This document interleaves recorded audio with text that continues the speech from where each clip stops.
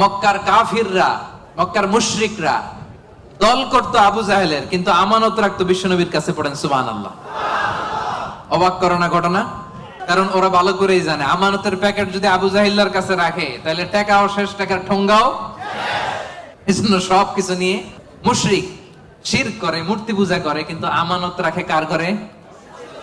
সুবহানাল্লাহ কইতে বললেন না?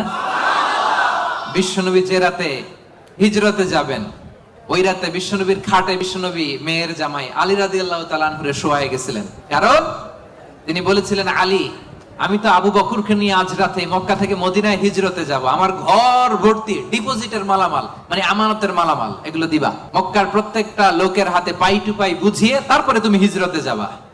সাইয়েদনা আলী রাদিয়াল্লাহু বলেন, এই আমানতের মাল মক্কাবাসীদেরকে বুঝাই দিতে আমার 1 দিন না 2 দিন না টানা 3 দিন লেগেছে। পড়েন সুবহানাল্লাহ।